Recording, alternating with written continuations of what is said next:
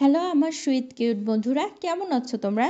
নিশ্চয় আমার গল্প শুনে শুনে খুব সুখ নিচ্ছ আর আনন্দে আছো, তাই না? তোমাদের আনন্দ দিতেই তো আমি নিয়মিত তোমাদের জন্য নতুন নতুন গল্প নিয়ে হাজির হয়ে যাই।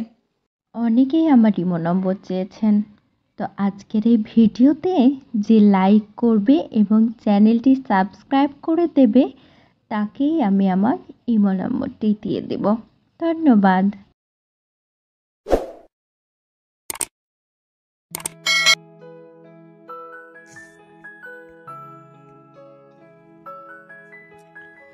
হারানো সময়ের খোঁজে। একটি গ্রীষ্মকালীন বিকেল, রাজধানীর এক শান্ত পাড়া, যেখানে পুরনো পাকা বাড়ি, আড্ডার মাঠ আর গলির কোনায় এক চায়ের দোকান। এমন এক স্থানে বসে আছে সানিয়া। তার বয়স যখন 30 বছর, এক রুচিশীল প্রতিভাবান নারী, কিন্তু তার জীবন এখনো সম্পূর্ণ হয়নি। সে একজন গায়িকা, যার গানগুলো অনেকের মনে দোলা দেয়, কিন্তু তার নিজের জীবনে এক গভীর শূন্যতা বিরাজ করছে। সানিয়ার জীবনের সবচেয়ে বড় অবহেলা ছিল তার এক টুকরো ভালোবাসা, যে ভালোবাসা একসময় তার জীবনের সর্বাধিক আনন্দের অংশ ছিল, কিন্তু এখন সেটা কেবল এক অনালোকিত অধ্যায়। অতীতে সানিয়ার এক গভীর সম্পর্ক ছিল, যার নাম ছিল রাকিব। রাকিব ছিল এক অত্যন্ত সজ্জন, মেধাবী এবং দায়িত্বশীল ছেলে। তাদের মধ্যে এমন এক অনুভূতি ছিল যা পৃথিবীর সমস্ত দুর্ভাগ্যের মাঝেও তাদের সম্পর্কের বলিষ্ঠতা তৈরি করে রেখেছিল। কিন্তু একদিন রাকিব চলে গেল, সানিয়াকে একাকী রেখে। কেন সে চলে গিয়েছিল সানিয়া জানতো না, বা সে তখন ঠিক বুঝতে পারেনি।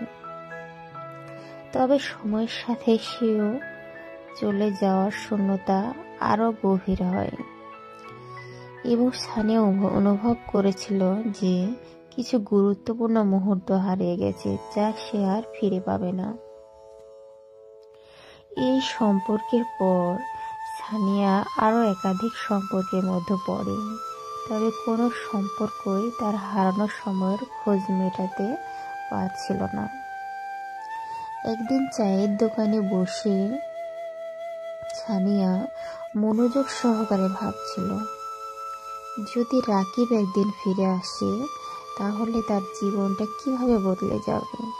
ঠিক তখনই সানিয়ার মোবাইলে একটা অজানা নাম্বার থেকে কল আসে। হ্যালো সানিয়া। সানিয়া কিছুটা অবাক হয়ে মোবাইলের স্ক্রিনে তাকিয়ে থাকে।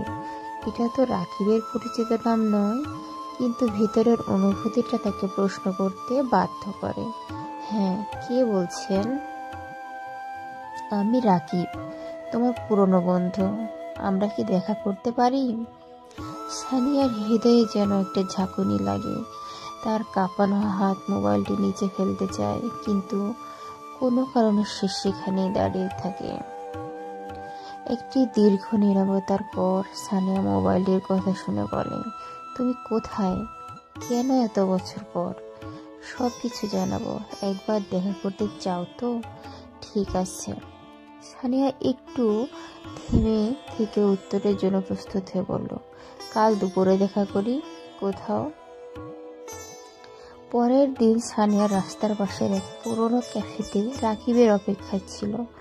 মনটা অস্থির হয়ে উঠছিল। কি বলতে চাইবি, কতটা বা প্রশ্ন করবে, অথবা তারই বা রাকিব কি এত বছর পর কি বলবে। একমাত্র চায়ের কাপে চুমুক দিয়ে সানিয়া অপেক্ষা করতে থাকে। কিছুক্ষণ পর রাকিব আসে। তার হালকা বয়সী মুখ, একটুখানি ভ্রু কুঁচকে তাকানো চোখ আর তার অবহেলিত পোশাক, কিন্তু তার মধ্যে ছিল সেই পুরনো চেনা স্নেহ আর ভালোবাসা। কেমন আছো সানিয়া? রাকিব মৃদু হেসে বলল, অবশেষে তুমি ফিরলে? এতদিন পর কেন আসলে?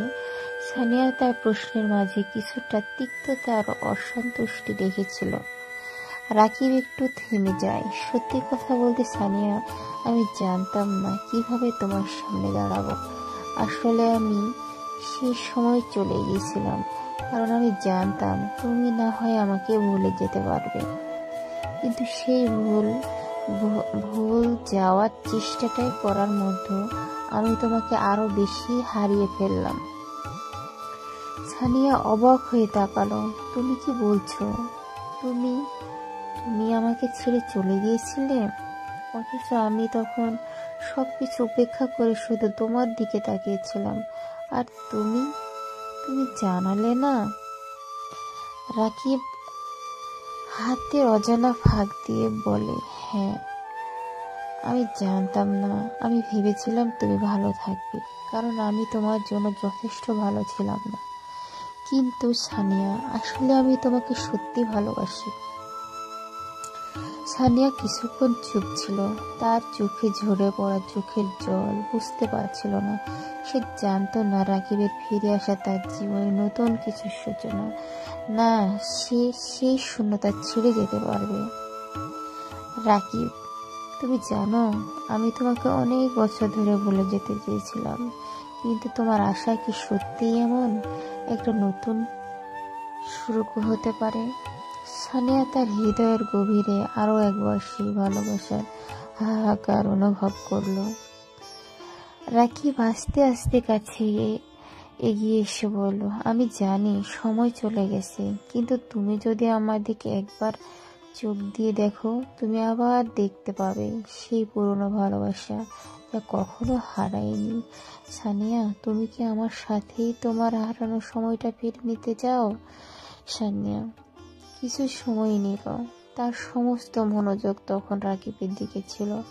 একদিন, বহু বছর পর, হারানো সময়ের খোঁজে সানিয়া একটু একটু করে তার জীবনে নতুন পথ খুঁজে পেল। হ্যাঁ রাকিব, আমি তোমার সাথেই সময় কাটাতে চাই, তবে আমরা যেন একে অপরকে হঠাৎ করে ছেড়ে না যাই। রাকিব তার হাত ধরা শুরু করলো। এই হাত কখনো ছেড়ে দিব না। বিকেলের বেলা সেই ক্যাফেতে হারানো সময়ের খোঁজে আবার তাদের মধ্যে একটা নতুন সম্পর্কের সূচনা হলো।